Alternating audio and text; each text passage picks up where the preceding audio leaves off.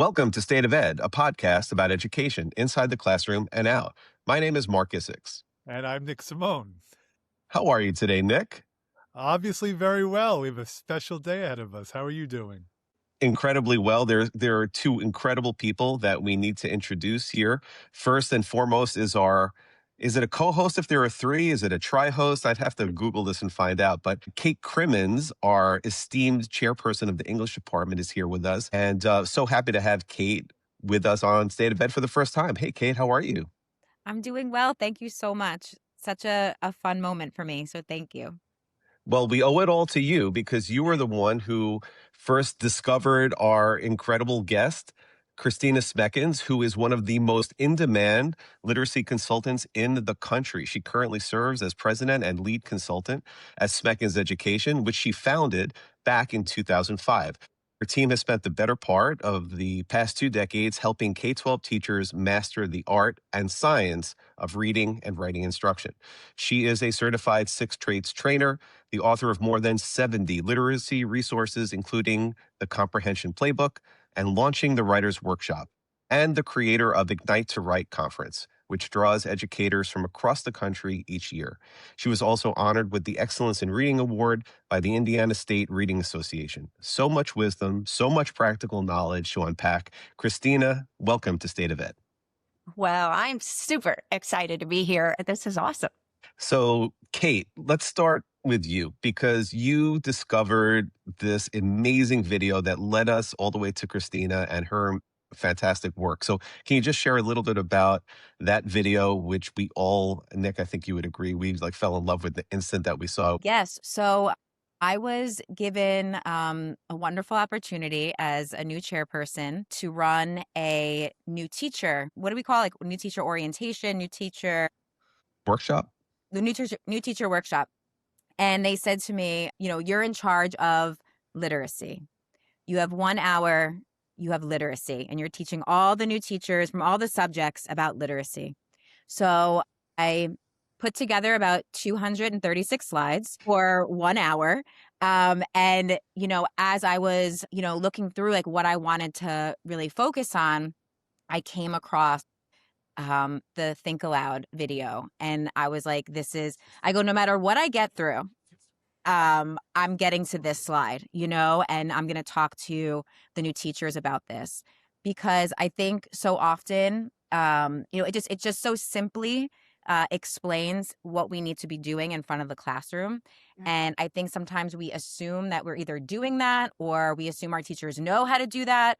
But just to look at the model versus the Think Aloud. And then also you're amazing bringing the basketball into it as well, and the foul shot.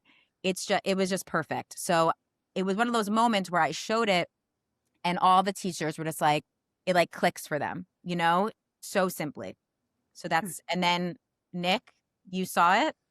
Yeah, so she shared it with me and I said, well, number one, Kate's brilliant for finding this. And then it's number two, we have to meet this Kristina Smekens because as a former basketball coach myself, and we are not going to spend time talking about UConn Duke today. This is I know. Purely educational. But can you really talk the audience through? No, because it really is, it can be used in so many settings. So can you talk the audience through how you use the foul shot to distinguish between somebody who's modeling and somebody who's doing a Think Aloud? Absolutely. And I think the point you just made about, oh my goodness, this is relevant to not only inside the classroom and academics, but real world. And so that's the reason that I did it with a free throw and the idea of let's get out of the classroom for a minute. And let's just talk about this in a more universal setting. So whenever we attempt to teach students how to do something. So I think that's the first thing, is that you aren't going to use a Think Aloud and modeling for everything. I mean, there are times we just need to provide direct sit and get lecture style things.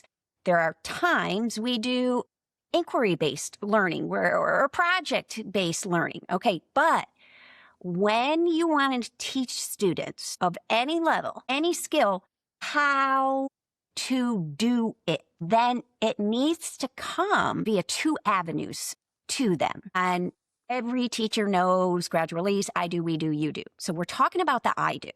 That's what we're talking about. Within the I do, the term itself is action-based. I do, I model, I show one.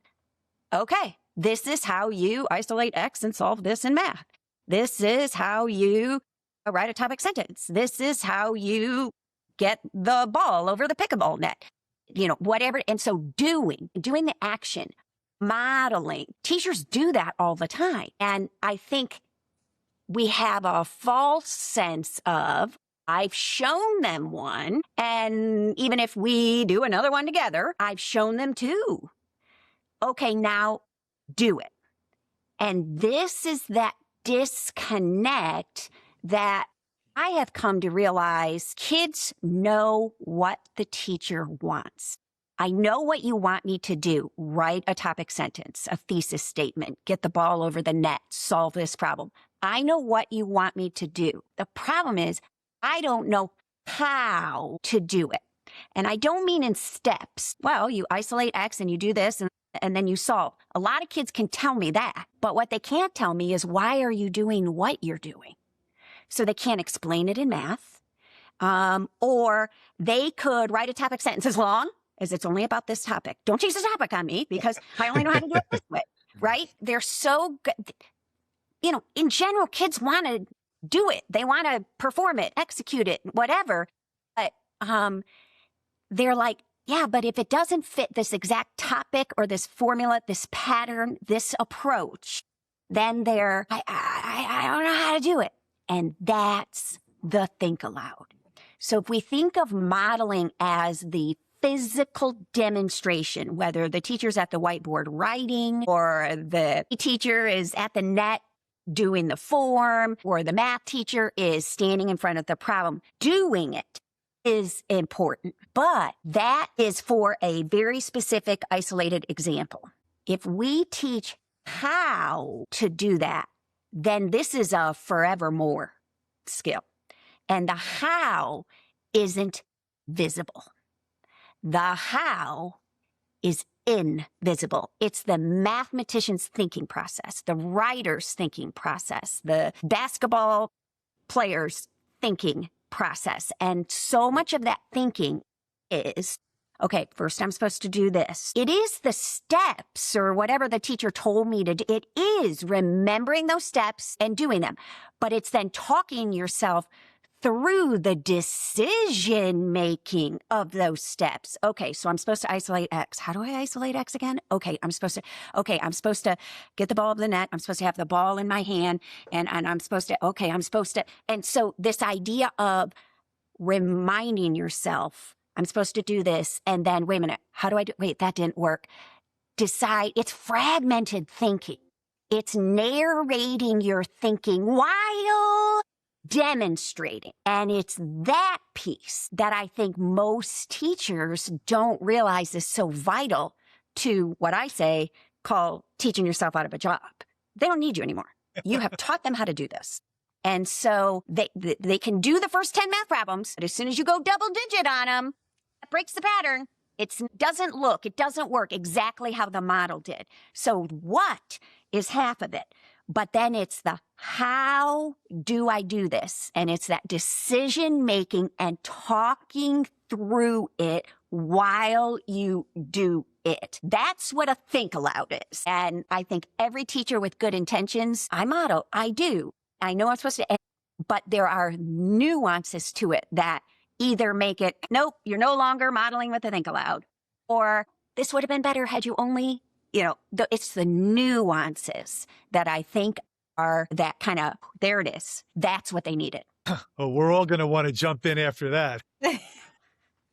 I'll just throw in before Kate and Nick do their thing. I just want to let you know, Kristina, that I have one of the pleasures of my job is that I get to observe teachers and chair people. And Kate was someone that I did observe not too long ago. And Kate's spectacular. I know you don't know her that well, but trust me that she is. And she was using the think aloud versus the modeling as she was teaching her students, going through an annotation exercise. And she Yeah. just sat there and not only worked through the annotation, but she took them through all of her thought process while she Yes. was doing it. And then only because Kate's this good, in the moment, she kind of looks over to me and kind of gives me like this knowing look, because we had already had this podcast, scheduled. And this is Kate, just she's so good that she could just kind of gloat and show off while she's in the moment in her classroom, but in the most imperceptible ways to the students. But Uh-huh. I'm on that wavelength with her. But anyway, I just wanted to throw that out there, because not only does everything that you're saying make sense, but I just want to let you know that like people who have had tremendous amount of experience like Kate are still discovering new ways to tackle the challenge of teaching and having their kids learn. So I just want you to know that for all the work that you're doing, that it's absolutely paying off. So thank you. Well, you're welcome. And I love hearing that. I love hearing that about Kate. Well, I think that, a really important part of it is letting them hear where I start to kind of question myself, where I say, we're reading a complex text and I say, oh, what is the antecedent for this pronoun? And I walk them through, how do I connect it back to, and that's like a big piece of reading comprehension is the antecedent. And so to be able to say, I got to stop here. Or we were reading a piece about a baseball ballpark, and I don't know a lot of the context of that. So I was kind of expressing to them, what do these words mean? What do these terms mean? So they were able to see kind of my frustration with the text and how I kind of overcame that. So that's I think a really powerful part of the Think Aloud as well. Yes. Well, and I think, some of the most basic comments from kids or like, really? That's what you got out of that amazing Think Aloud I just did? Some of those are things like this. You had that many thoughts? Yeah. I think this is how we teach today's students the perseverance and grit. I think, so many, they're apathetic. They don't want to work that hard. No, I think they are willing to. They don't know how. And so they've got to see us, just as you did, Kate, say, okay, see this. I'm supposed to do this. Wait a minute. I don't know what that is. I don't have any knowledge on that. Okay, so let me back up. Well, what do I know? And then you talk yourself through, and it's your problem solving and all that.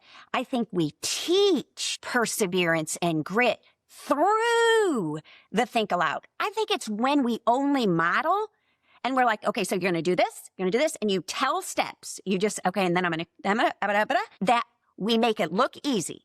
And they feel like, I'm dumb, I can't do this, I don't get it, that kind of a thing. I think this is the secret to teaching perseverance and grit at this point. I totally agree. And as I was listening to you earlier, what you're basically saying is that teachers have to make kids think in class. So I'm going to ask you, do you think, what I've noticed recently is teachers are so concerned about the rubric. So what I mean by that is whenever there's an assessment that is awarding points for certain steps, like you talk about, teachers are just going over how you can get the point, but they're not really teaching them how to think to get the point. So like, I'm going to go on a limb here with 2 English teachers, but when a kid will say to me, do we have to write a 4-paragraph essay? I'll say, no, how about you write an essay that happens to have 4 paragraphs? Why does it have to be the 4-paragraph essay as if it's some formula that they all have to follow through? Right. Yeah, so that's like, and again, it resonated with me so much because the foul shot is just a perfect example. I can sit here, shoot a perfect foul shot and say, hey, do it like that. Yep. Or I can go through the thought process of how I'm doing every single step. And when they see that and realize that you're not just doing a step by step, but you're thinking through it, now you have to do that in all different contexts. So I guess my question though is, do you think that teachers are getting too caught up with trying to just earn points for kids when you speak to them on the road? Yeah, I don't not think that's the case, but it might not be coming from a place of grades and scoring and points and that. I think it comes from teachers don't know how. They know how to do certain things. Every second grade teacher I know knows how to make a prediction. Well, I'm teaching prediction. I know how to make a prediction. I know you know how, but you're not teaching, you're teaching how to make a prediction. So you can't just wing it. You can't because you're having thoughts you're not voicing. You don't realize all the thoughts you're having. And there are things in your model that aren't observable. And that's the invisible we got to mention. Like, I looked here, like just that. I looked here, not even what you thought. Just, how'd you know to look there? How did you know to look there? Well, and I'm looking for it. Well, how'd you know that? Well, I'm looking for this, and I looked here, and I saw, and it made me think maybe it could, and all of that. And I haven't even gotten to the prediction yet. So all of it. So I think teachers, I wrote it down. You said, are we teaching them how to, or you said, making them think. I think the resources we have or whatever we're using to ask questions about literature or content or whatever, I think the questions are rigorous. In general, I think they're rigorous. But there is no point asking any of those questions if we haven't taught them how to answer that type of question, how to think. What is the main idea? Why are we asking that question? Every kid in this room knows main idea is what it's mostly about. But almost every sixth grader in this room has no idea how to figure out the main idea. And there is a figuring out thinking process. But I don't know if the language arts teacher knows what it is because no one taught him or her. And so we're trying to teach thinking so that we can then ask those questions as, we'll call it practice, right? We'll just to use it, to do it. But asking questions when we haven't taught them how to think like that gets you the same result every time. The same three kids answering the questions and everybody else thankful they're not absent today. So they can answer, right? I mean, it's like, okay, somebody else, kind of a thing. And so when an elementary teacher has a reading text or a lit anthology at the secondary, and it comes with suggested close reading questions and all of that, the very first thing I would do as a teacher is read through those questions and highlight or mark somehow, I have taught them how to think like that. In another text with another, no, then don't ask that question. It's a total waste of time. They're guessing and it's giving you a false sense of readiness. They're not ready. They don't know this. I didn't teach it. It comes with 24 close reading questions. I can ask 3.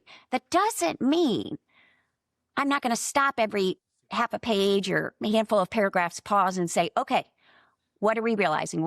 Just basic recall, paraphrase. What did we learn from this part? But I definitely can't ask, well, why would the author have used that paradox? What was he thinking? They don't even know what the author said, let alone why he said it that way. So to me, it's teaching how to think.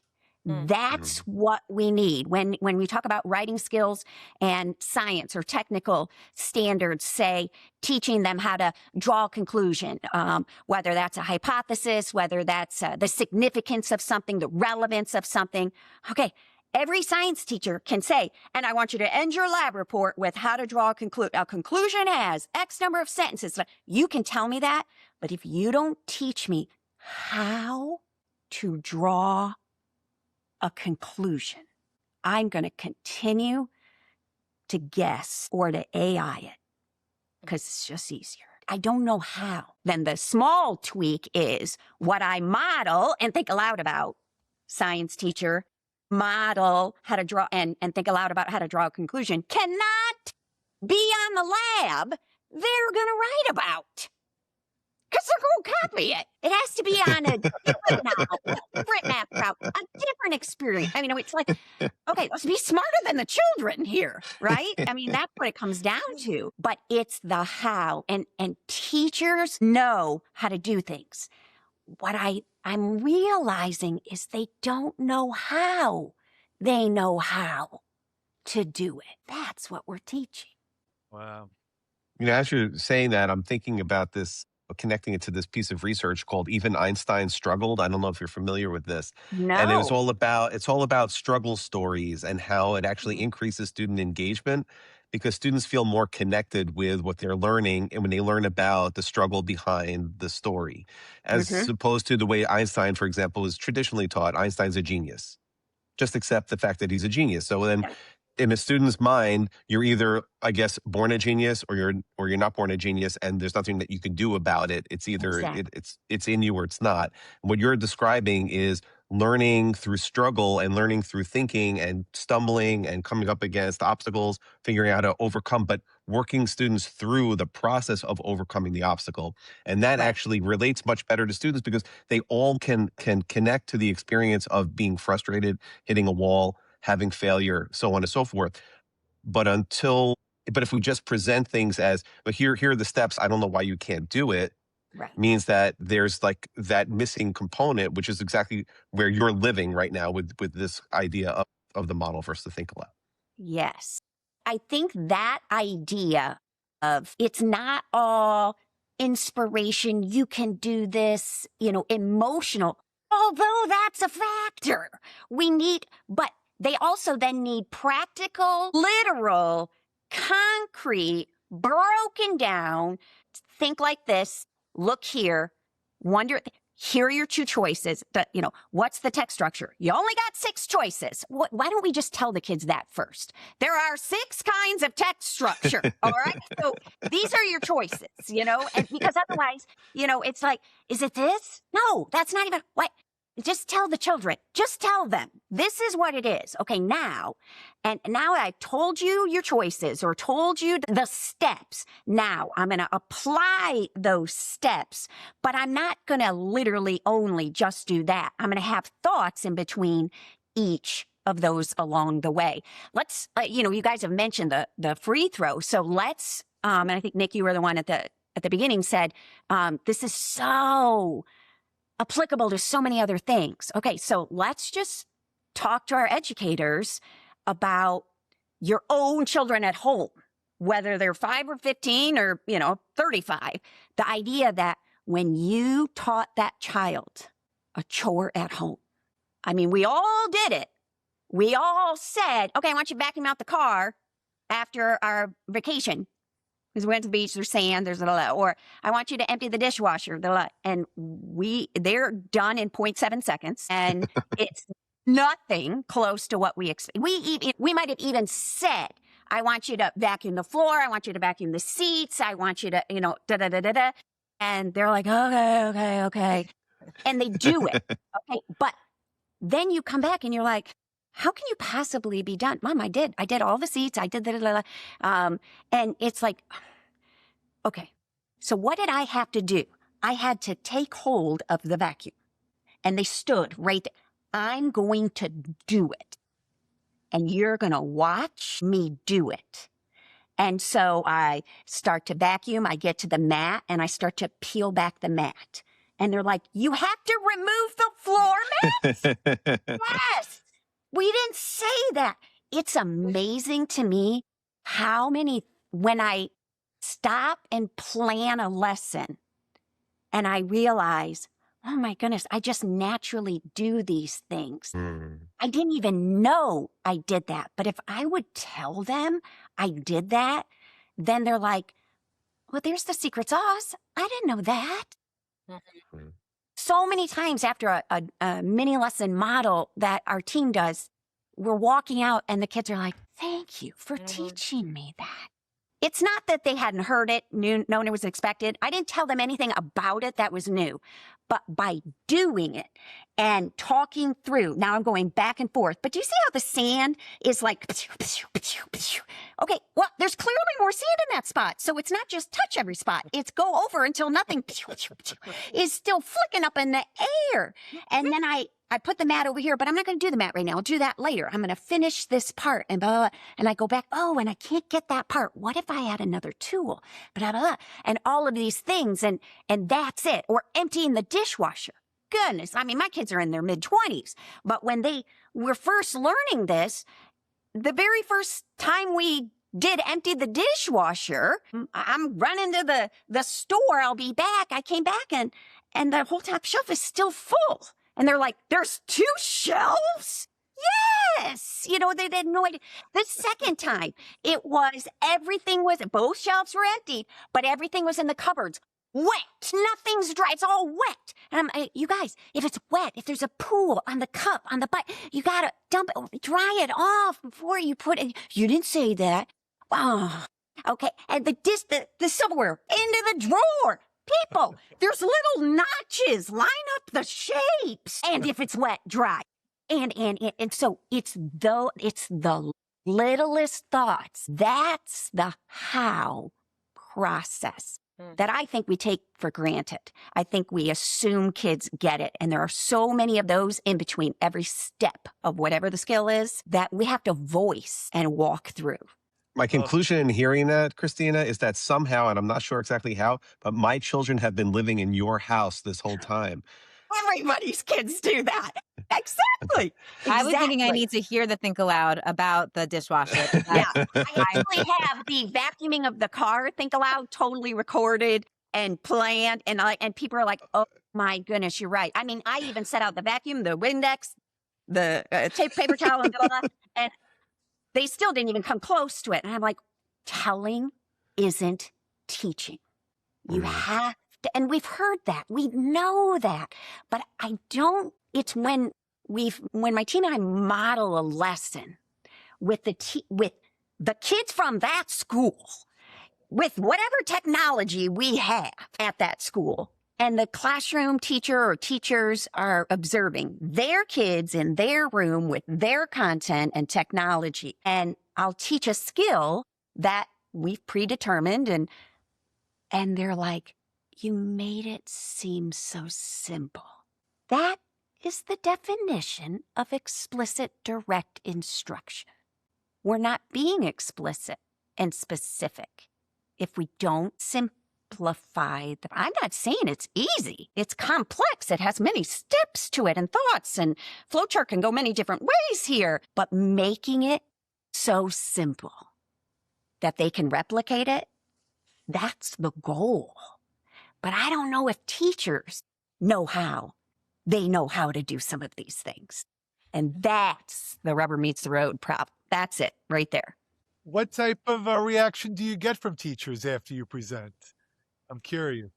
Okay, so typically when we, in this case, actually deliver a lesson, it's usually in the area of reading comprehension or a writing skill. And, this could be 5-year-olds, kindergarten sitting on the carpet.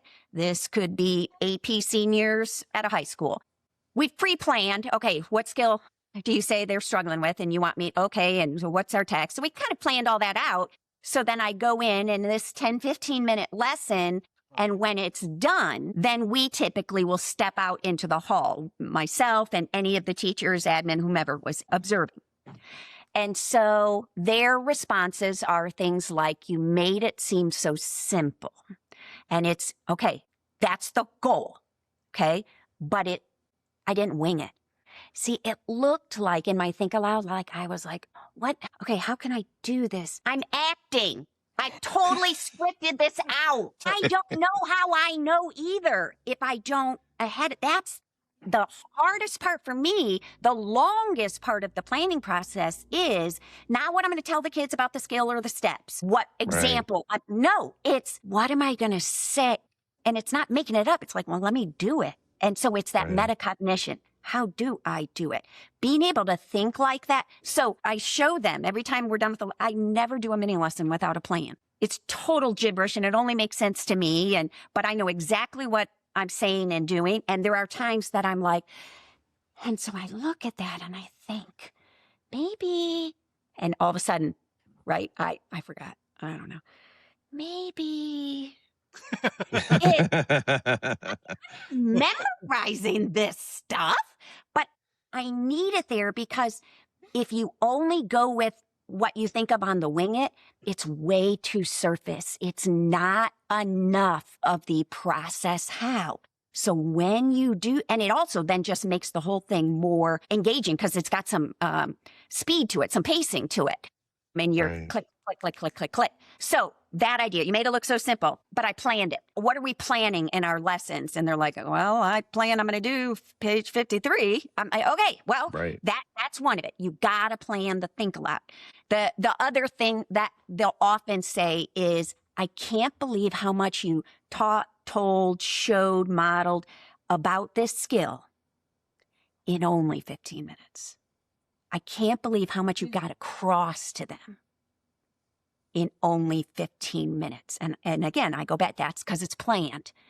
Because one of the biggest misconceptions about direct, explicit instruction, which is not used for everything, but when you want to teach a how-to skill, this is how you do it, is teachers want to turn it into a conversation. No. This is I do, and we talk about these in general. I do, we do, you do. We got to stop saying that because it's to check the box. I did one, we did one, done. No, it's each one of those needs to have I do everything. You watch and listen, say nothing. But then it's I do, like the first we do for me is I do another one. Totally planned it. I got totally planned. You help orally. Nobody's coming to the board. No one's writing anything. They're not taking notes. And then it's, I do another one. You help, blah, blah, blah. And then eventually it's you do. We flip it. Now it's you do. So if we got rid of the we, everything's an you. I'm doing it. You're watching. I'm doing it. Eventually it's you're doing it. I'm helping a lot. You're doing it. I'm helping very often. I'm helping as needed. You're doing it. I'm helping occasionally. You're doing it. I'm watching. You're doing it on a test. And I'm watching from my desk. That's the gradual. In gradual release, we see 3 boxes. I did one, I did another one. Now it's your turn. What is the problem? Well, you never actually taught me how. And then you just threw me in the deep end. I don't know how to do it. So I think there are so many facets. So when teachers are like, you plan it? Yeah, I plan it. So they point that out. They also, because of the plan, Nick, another common teacher response out in the hallway when we're debriefing is, you even had Jeremy. You even had that kid. He was not, and that's, again, partly because it's all planned, is my pacing. It's not, so what do I do? And I'm winging it. And I'm like, what do I do? I don't know. And then you're like, no, and now there's downtime. And I really am panicking. I really don't know what I would do. And here comes a couple kids who always, and you just left I do. You just left it. Now you're going to let that kid give you and we're going to make it about the answer. We're going to make it about the product. We're going to make about getting it done. And we are not teaching how to do the skill forevermore. So it's those little things. You even had that kid. Yeah, because my pacing kept going. I can be fun and funny. I move when I'm doing it. And some of that's personality. Some teachers will be like, Kristina, I'm just not you. And I'm like, neither am I all the time. Who would want to be friends with that person? That's over the top. But in direct instruction, which is mini, thus the term mini lesson, this direct instruction, this is edutaining. Educate, teach them how, but you have our battle is keeping their attention and entertaining them. And so moving around, having physical triggers or analogies, think of changing my voices. How do I do the acting, the thespian, all of that, it all goes into it. And so that's part of it. How did you say all of that? I can't believe how much you communicated to them in that 15 minutes. So those are some of the common results or comments. Did you copyright the edutaining? I love that. No, I've actually heard that years ago. I wish I knew who I heard it from. It's since become something I use all the time, but I can't claim being the first one. And I would love to know who came up with that. But no, I do say it. And so we do edutain, and we're like, educate, there's your lesson, entertainment, right? And so, yeah. Hey, No. we're using that, right? That's Yeah. going in our new teacher workshop. There You we know that. go. There we go. But then as soon as the direct instruction is over, and now it's, okay, I want you to try with a lot of my help in class, whatever it is, then, okay, I'm coming off the, crazy and going to be normal and move around the room. I'm not going to continue to be that way. But that's even if they're like, you're so over the top, they can't help but learn. They can't help but they don't look away. Is that when you say you do with a lot of my help, is that what what does that look like in the classroom? Is that you just walking around? Yeah. Okay. So the think aloud and the model, all of that is in the direct instruction, in the lesson, mini lesson, whatever you want to call it. But whether you're the PE teacher who modeled and thought aloud about how to get the pickleball over the net on a serve, or it's the writing skill, or it's some close reading skill, then the lesson is over. Because the hard part when I say, these kids aren't talking, these kids aren't helping you. No, they don't help you. Well, how do you know if they're getting it? You don't in the lesson. You know after the lesson when they try it. And so this idea of, don't ask them questions. It's not a discussion. That's not the point of direct instruction. So now we're going to go into you do. All right. So one of my first big things is this you do must be in class. So many teachers are like, I told them, I showed them, and the bell's ringing. All right. So you're going to do numbers 1 through 15 for homework. I may have done that a couple of times. I'm not going to lie. This is the first time we're doing it? What? Every kid bobbleheads during a mini lesson with direct instruction. It all looks easy and good when you do it, but then they go to do it and they're like, what? They need you. So it's got to be in class. Whatever this skill is, they've got to do it right then in class. So it's you do, meaning you now have the text. It was I do and I projected the text. It was I do and I had the marker and I was writing on the whiteboard or typing on my device. It was I do, I had the pickleball paddle and I was, okay, you do. The first thing that happens is they have the text, they have the device, they have the marker, they have the paddle, whatever it is. It's you do. You're now holding the ball. This is the release. Release implies you had it at some point and did the work. So now the lesson's over and we release. And this is where I think we don't remind teachers, you know best. This class sitting in front of you, you know, could they attempt this in class right now alone? Really? With, 80% being able to actually do it, or 80% going to be in a line at your desk? Would we do it? Huh? So you do means they're doing the work, holding, trying, but I'm right there. So it's in class. But one of the first things I would do is their first attempt at this skill should be in class with peers, small groups. I'm thinking college. In college, we had study groups. We all went to the 500-person lecture hall, and then we got in the dorm study hall, and we're like, dude, what'd you get from that? What'd you get? Let's just pool our limited understanding and try to figure this out.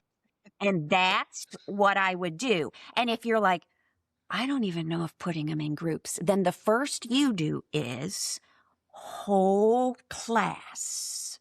And we share the marker.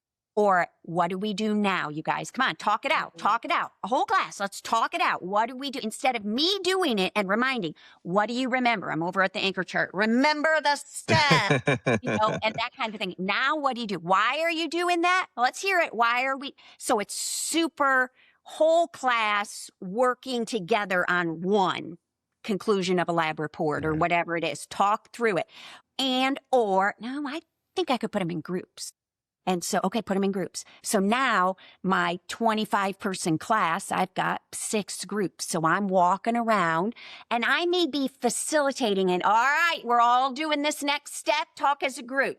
What are you doing? Where are you? Don't just do it to be done. What are you doing? Where? Talk it through. And so I'm helping, I'm reminding, blah, blah, blah. And it's so not about getting this math answer. It is so not about writing this paragraph to be done. It's why, how, when, where, all of that. And I would then do another one. If I was the science teacher, I taught how to do a conclusion of a lab report. Okay? I'm not saying that's the only lesson I'm going to do on that, but I taught it. Now we're going to do a you-do on a different lab that they have experience with, and I'm going to talk them through the process of drawing a conclusion to then write the conclusion. Okay, let's do another one. Partner up. Break up your groups. Let's pair up. Why? Because that was pretty successful. Like, the groups were able to do it. Now I need to figure out who's getting, who's not getting. If that was a holy hot mess, let's do another one whole class. You go backwards and you, Right. okay. So you read the room, right? Formative assessment, read the room. And so then I might do a third one, depending on how long all this is. Okay, let's do it in pairs or triads or whatever. What I'm not doing is this is homework. No, this is not homework. That's not gradual release. That is super fast, supersonic release. And that's the problem. We think of it often as checkbox. I did one, I did another one with you. Now you should be good. My children didn't learn. They still haven't learned how to empty the dishwasher the way I want it done. And how many lessons and together and practices have they had with this? And it's still not quite right. So that idea of, now you do it for a grade. Wow, that's too fast. Too fast. So the think aloud is the kickoff to gradual release independence. But without the think aloud in the model, if we just tell, then, and this is what I hear a lot, they can never do anything at home. We have to do everything in class together. We have to read in class. We have to do this in class. You never taught them how to do it, though, alone. And then you didn't guide them and release them from peer support. You just told them, go do it. Well, they can't. We have to do it in class. Okay. We're missing a whole lot of nuances here. And that's the piece that I think teachers are like, okay. But then it comes to time. When am I supposed to do all this? When am I supposed, I'm the first one to say, I will guarantee you that what you were doing in October of last year, you will not be there in October of this year. You will be behind. But I can also bet money that by second semester, assuming it's a year-long class, by second semester, you are assigning things that you always assigned in March, but they're able to do it a whole lot more independently than they've ever done before. And isn't that the goal? So it's the slow down to speed up. Oh, Love that. love every bit of it. I can't. I mean, I could talk to you forever, Kristina. Where can people in our audience find you if they want to learn more about you and the work that you do and how to bring you to their school or school district? Awesome. Well, so we have a website, SmekensEducation.com. We'll absolutely put it on the show notes. Kristina, thank you so much for all of your time. Your energy is incredible. And your ideas are fantastic. Kate, thank you for discovering for us someone who's been doing great work for such a long time, but we just haven't had the pleasure of receiving all the bounty of the greatness that she's putting into the world. So, but we are now, and that's changed. And thank you, Kate, for being the conduit there. Yes. So thank you, everybody. Yeah, what a great conversation. This was such a you. pleasure. You're a remarkable force in education. So thank you. Well, thank you. Thank you. I just share information, but I do love it. I do love what I do. So thank you for having me. We will be sharing everything. And we'll be talking about this all day tomorrow. Okay. Thank you so much, Kristina. Thank you. Take care. Welcome. Take care.